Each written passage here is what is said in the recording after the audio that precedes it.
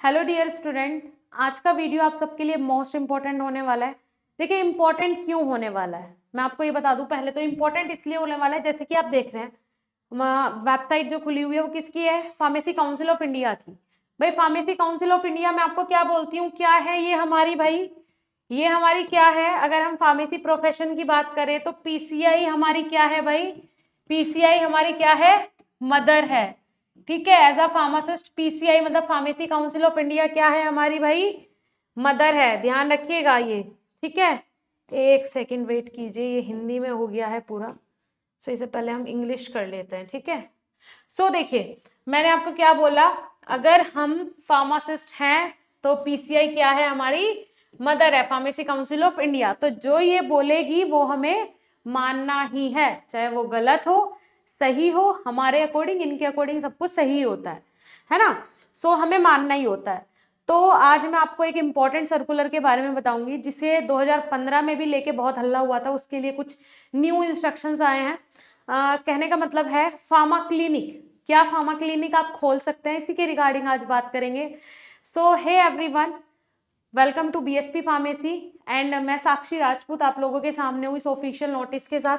तो सबसे पहले तो ये रेज कर लेते हैं, और ये जो नोटिस आप यहाँ पे देख पा रहे हैं, ये नोटिस जो आप यहाँ पे देख पा रहे हैं फर्स्ट ही है यहाँ पे। अगर मैं डेट की बात करूं बेटा, सो ये डेट आप देख लीजिए, ये डेट कब की है? 17/10/2022।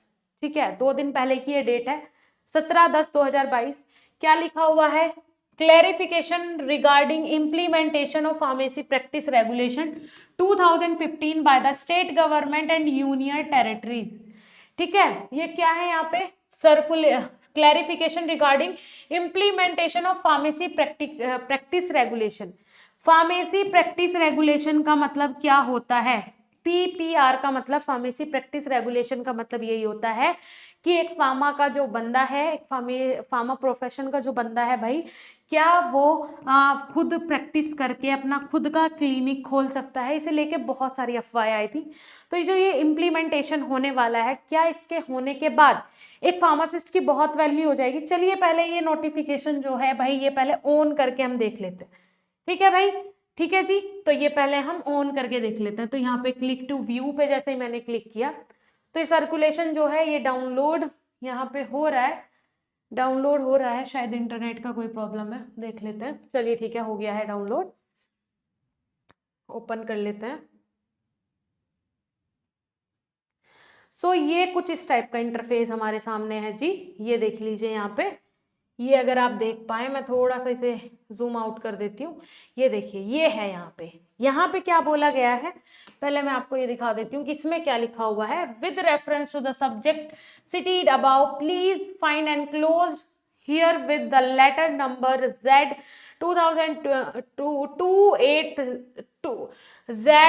28020, ये कुछ इनका सीरियल नंबर वगैरह है।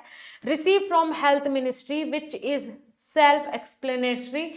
सो यहाँ पे देखिए सारी चीजें क्या बताई गई है कि जो 2015 में हमारे पास एक नोटिस आया था, जिसे लेके बहुत ज्यादा हल्ला भी मचा था।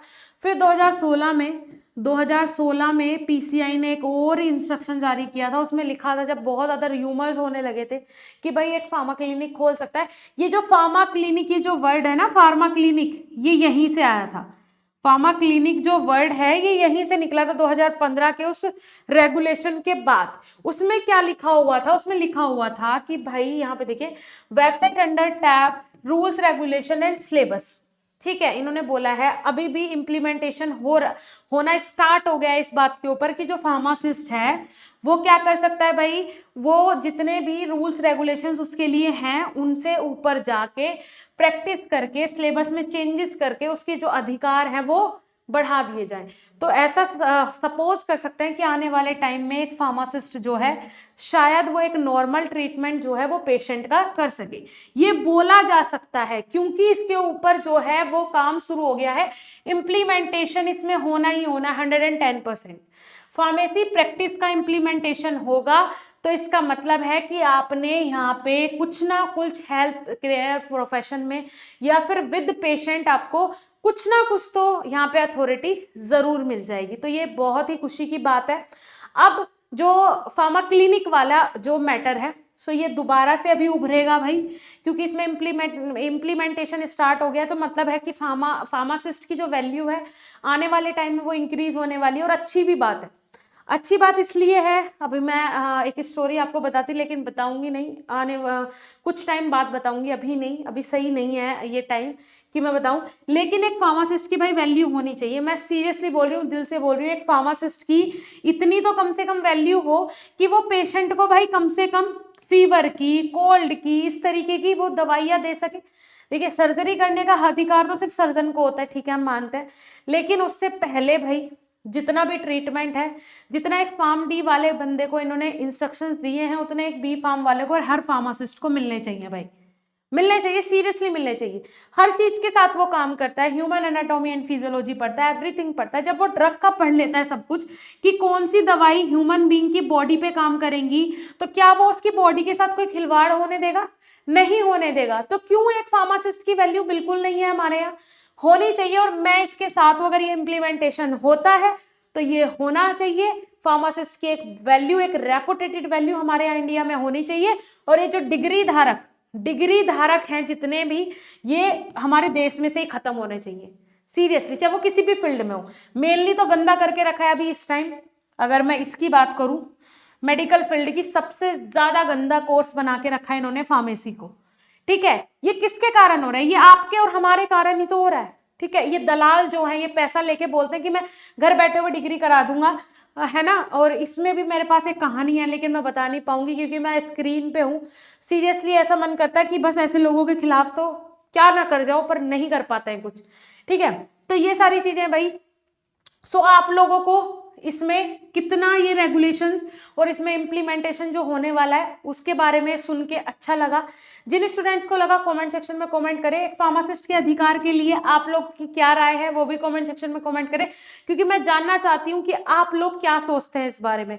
मैं सच में सुनना चाहती हूँ कि आप लोगों का क्या मत है इसके बारे में। तो जाके कमेंट सेक्शन में जितना जल्दी ज्यादा से ज्यादा हो सके कमेंट्स करें। साथ ही साथ अगर बीएसपी फार्मेसी से आप जुड़ना चाहते हैं तो आप बीएसपी फार्मेसी ऐप डाउनलोड कर सकते हैं, जहां पे हम 1st to 8th सेमेस्टर का स्टडी मटेरियल प्रोवाइड करवाते हैं। लाइव क्लासेस चल रही हैं, 1st और 3rd सेम की अभी लाइव क्लास चल रही है। ऐसे ही जो भी सेमेस्टर वर्क मतलब होता है, जैसे कि अभी 1st और 3rd सेम चल रहे हैं, मतलब 8 सेमेस्टर्स चल रहे हैं, जो भी सेमेस्टर वर्किंग रहता है उस सेमेस्टर के ऑनलाइन क्लासेस और लेक्चर्स हमारे